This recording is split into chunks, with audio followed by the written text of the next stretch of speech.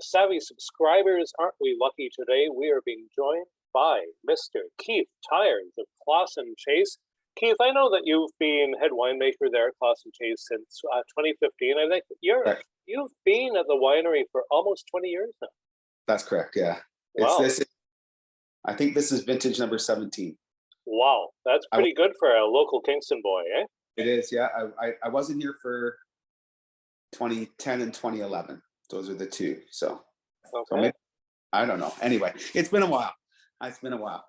For a local Kingston boy who grew up coming here and to pick apples in the fall, to grow grapes here is not, or even make wine here, I never thought would have been the case 30 plus years ago. But anyway, Here we are.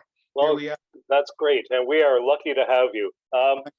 So we're here to talk about the KJ Watson Rosé. This comes from, I think it used to be called 4 Mile Creek, but now it's just Niagara River, maybe. It's Niagara River.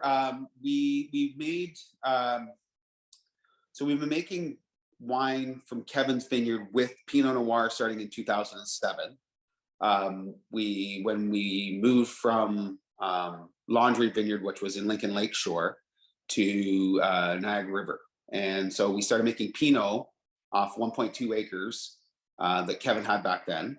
And he was pretty much using it all for home winemaking and putting it off in the pails and selling it to those guys. But he got sick and tired of it because Pinot is a grape when you have so many vineyards or so much vineyard like Kevin does, that Pinot Noir, when you only have an acre of it, can be a bit of a pain in the ass. And so it kind of fell in between Pinot Gris and some of the other varietals that he was harvesting. So he approached and said, "Hey, we'll buy your Pinot Noir from you." He was excited about it. So we started making Pinot in 2007, and I made the last still Pinot in 2018.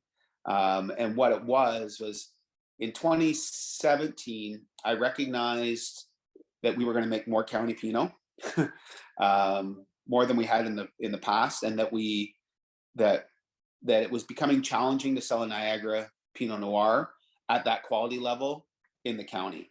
So I made a conscious effort to revisit this, and I've been wanting for a while to start making rosé from Pinot Noir, because my wife and I in our late 20s had the opportunity to go to Niagara, and the Pinots that we enjoyed back then, or the rosés we enjoyed back then, the 3 that we had on our one excursion, 2 of them were made from Pinot Noir, and they were just above and beyond, in my opinion, the other varietals that they were using. Not that there's anything wrong with the other varietals. There was just something to it that I thought was really, really awesome, to be honest with you. I thought there's almost a weight, isn't there? The earthiness, I think, really comes through. And I thought for sure we could do it. And here I was sitting here with this 1.2 acres in a place that's quite warm, that really Pinot shouldn't be growing, but it does. And I thought, well, my viticulture experience taught me that if you increase yields, you slow down ripeness. And for making still Pinot, you don't want to do that. You want to increase ripeness and try and get the full physiological ripeness to get everything in balance. And when I thought about making rosé, I thought, well, when we thin the crop down there, we generally tend to see some breakdown and some disease pressure. But if we let it sit a little bit longer and we get a little more fruit on the plant, let's see what it does. So in 2018, we did half the vineyard as a still Pinot and the other half as a rosé, but we had thinned it for the purpose of making Pinot that year. So we didn't make a lot. I think I made like 50 or 80 cases of rosé in 2018, but I was really encouraged about what I thought we could do. So then in 2019, we upped. So the yields for Pinot there were about 3 tons an acre, and we upped it to about 4 tons for 2019. And I really was happy with the fruit, and 19 was a cold year. So I was really happy with the fruit quality. I was happy with the acidity, the palate, the viscosity, the richness, the acid. And so with 2019, we just completely made that decision. And I don't think we've looked back since. I think it's a good rosé.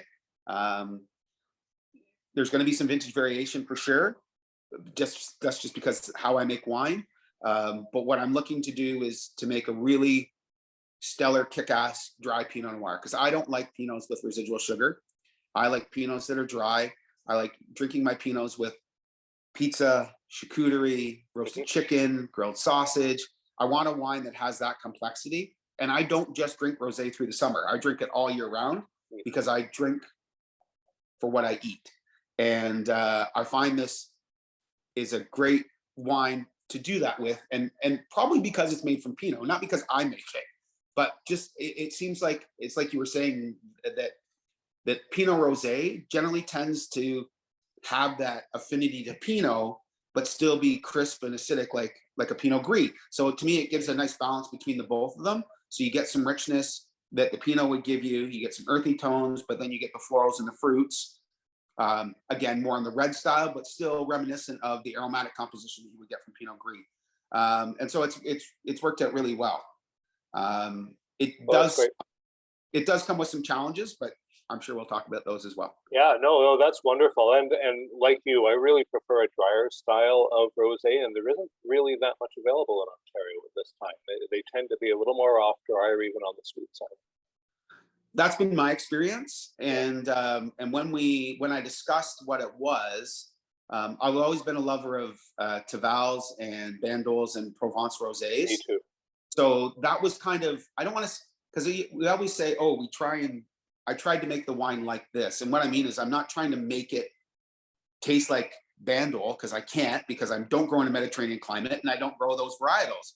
But what I mean by that is that delicate fruit, those floral nuances, a bit of that kind of Garrigue style where you get those herbaceous qualities, right? So you get some sage or some thyme in there, and then you get the red fruit florals, and you get the acidity, you get the balance, and you get the weight. That's what I mean when I say I'm trying to make wines like this, not because I can't, but I want to have that characteristic overall, that complexity, that elegance, and its ability to adapt to the table, right?